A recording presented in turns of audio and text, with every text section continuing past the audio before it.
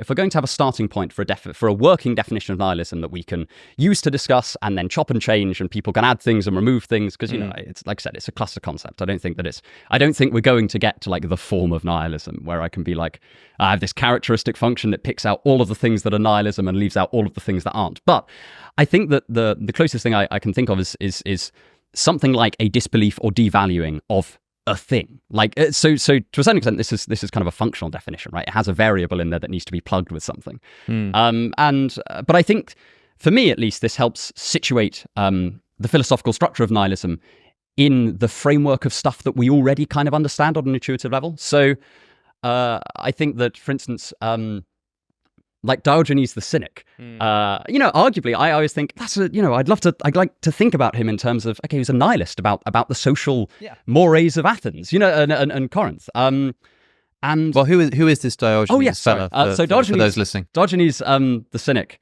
is kind of a contemporary of Plato and an ancient Greek philosopher who kind of just wandered between Athens and Corinth and various other places, and was just sort of I don't know, the antithesis of everything that a good Hellenic citizen of a polis was meant to be. So there's this kind of idea, and you see it crop up in Aristotle, which I think is a good enough reason as any to think that other people might have thought it as well.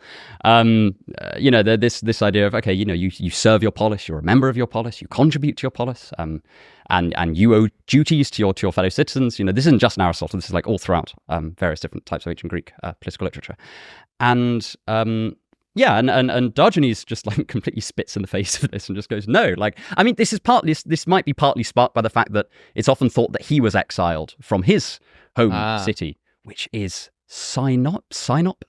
Oh, yeah. Sinope. And I'm just bad at pronouncing things, so I kind of, I'm not sure which one to go with. But yeah, and so he kind of becomes this itinerant philosopher and wanders from place to place and just criticizes people. He's just this, like, again, he's a cynic, right? And it's not quite in our modern sense, but it's not far off. It's not far off if you want to get a rough image of and what cynic, I wish I could remember the Greek, but it comes from the word for dog. Yes, yeah. Well, he calls himself Diogenes the dog at some point. There are various it's a sort of derogatory term, because this Diogenes doesn't just walk around like a Socrates figure criticizing people and asking them questions. Yeah. Famously sort of lives in a barrel. Oh yeah, it's like this ceramic pot. Yes.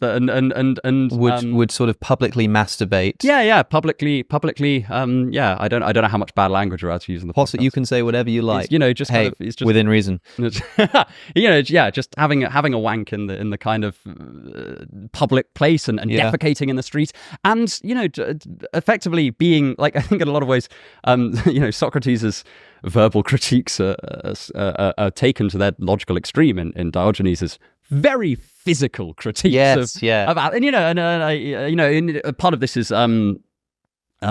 is exemplified in his wish to live life as this kind of mendicant. So he kind of begs for food and exchanges wisdom or his wisdom in exchange for food. Well, Diogenes confronts you with the possibility that, I mean, you can reflect that, well, why do we wear clothes? That's an interesting question. Why do human beings wear clothes even when it's not too cold for us not to? And you start saying, well, I guess in theory, technically, we don't have to. Isn't that interesting? But that's not to be Confronted with that idea in the same way as being confronted by a naked man in the street. Yes, exactly. Especially if he's masturbating. Well, yes, exactly. I mean, I've yet to encounter such a thing. I mean, perhaps we just have a deficit of cynic philosophy. I think people sort of imagine ancient Greek as this very alien place. And it would have been in many ways. People would have dressed and acted differently, but I imagine that the feeling of coming across a Diogenes figure would be much the same as if today it was just as taboo to masturbate in the street as it would be if you did it in, I don't know, Trafalgar Square. Like, the I don't, I'm all for practical philosophy, but I don't think we'd take it that far. But my point is that this is kind of a familiar maneuver, right? Diogenes devalues And he devalues the social mores of yes. Didn't Diogenes want to get visited by Alexander the Great? Yes, yeah. And I can't remember the exact thing, but Alexander the Great. At least some of the legends go that Alexander the Great says, "I can give you anything you want," and it's Alexander the Great, so it probably can. And Diogenes basically says, "Can you stop blocking the sun?" Yeah, which is cracking. Like, and move out of my way. And then the other, I think the other half of that story is that as again, I don't know if this is true, but it's legend. As Alexander is walking away, he says, "If I wasn't Alexander the Great, or Alexander, as was probably known then, if I wasn't Alexander the Great, I would want to be Diogenes." And Diogenes kind of replies, "Well, if I wasn't Diogenes, I'd also want to be Diogenes," which I think is a wonderful, like that's magical, yeah. Talk about philosophical self-care. Diogenes is devaluing certain aspects of social life in Athens. He's saying, this isn't worthwhile in some way. And I think that thinking of nihilism through that, or philosophical nihilism through that lens, makes things a little bit more, sheds a bit of clarity on it, on the topic. Because, then I say nihilism regarding God becomes a familiar sort of maneuver, right? We recognize we recognize the function, and then we just plug something new into the argument position or the object position. And so I like to look at nihilism through this lens, partly because I think that looking at it through a kind of pure descriptive lens, often you get to definitions which I think are perfectly fine. Like, okay, there's no ultimate reason for doing anything, or there's no meaning of life. And I think that I suppose I don't quite have a firm grasp of what it looks like to do those things, but I have a firm grasp of what it looks like to devalue something. Yeah, and then sure. Nihilism. And then, you can slot different things into the argument slot. Like, I kind of have a rough idea of what a moral nihilist would look like, even if I don't have an idea of what a nihilist would look like. I also tend to draw the distinction between practical and philosophical nihilism. Because I think that if somebody's like horribly depressed, or or they're grieving, they look a lot like a nihilist, even if they're not conceiving of it philosophically. Yeah.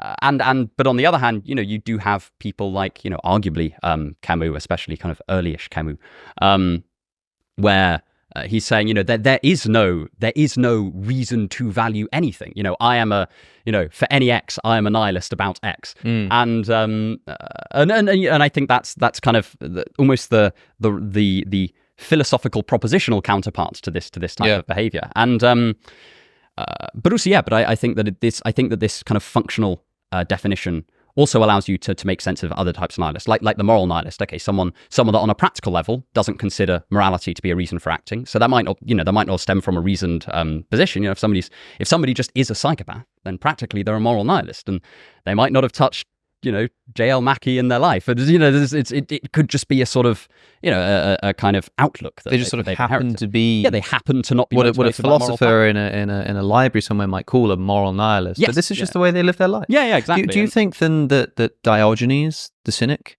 is a nihilist? I think that he is a nihilist about the customs of Athens and Corinth, or many of the customs. Sort of social nihilist. Yes, yeah. I think I kind of groups it under the kind of typological heading of conventional nihilism. Yeah. It's like an example of a form of nihilism that we might not today call nihilist. We tend not to call things nihilism in hindsight if we end up agreeing with them. So Diogenes the Cynic, structurally, he's doing a lot of nihilistic stuff regarding the societal structures and customs of Athens. But broadly, we probably agree with some of that, right? Not the masturbating in the street thing. I think that there are limits.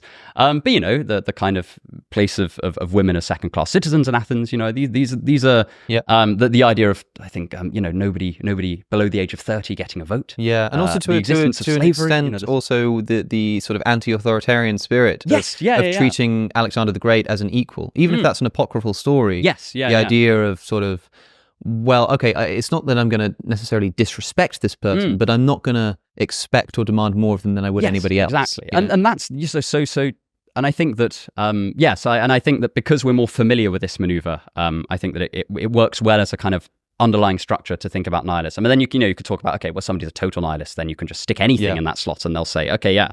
I don't think that has value, or I don't think that's a reason for acting, or a reason for enduring. And we have to be careful always retrospectively labeling ancient people with modern philosophies. It's like saying Abraham was a Christian. Christians will say that's kind of true, but it's also a bit misleading. Oh, yeah, no, I don't mean to say that Diogenes is a nihilist in the same way that, I don't know, like the characters of Turgenev's, or the character in Turgenev's Fathers and Sons as a nihilist. Well, I was about to bring that up because it's here where nihilism is sort of popularized as a term, right? Yes, in Turgenev's Fathers and Sons novel. I did read that novel, but I can't quite remember like exactly what this character is representing. But at least I remember it's sort of representing this sort of very scientific, very sort of like anti-sacred kind of person. It's not like the way nihilism sort of begins to be used there, like you said earlier, it's not so much a sort of, you know, super depressed, like I don't believe in the truth value of ethical claims kind of thing. It's more like a rejection of the sacred. Nihilism, you know, sharing a root with the word for annihilation. You know, you can imagine like annihilating. That's quite a helpful way. I mean, it's kind of obvious, but maybe if you haven't thought about it before, you might not have realized that. You know, the word annihilation is sort of a sort of an acted out version of nihilism. And it is to destroy, to break down. And it's seen as this like destructive movement. It's seen as something. It's like it's posed as a challenge to, like as Diogenes did, a challenge to authority, to society. Whereas I think in the modern age, nihilism is seen less as like a political challenge to authority, and now more as like a personal struggle with existentialism. And that's probably got a lot to do with the rise of existentialist philosophy. To watch the full conversation, click the link on your screen. If you want to support the channel, subscribe to my Substack at alexoconnor.com. Thanks for watching, and I'll see you in the next one.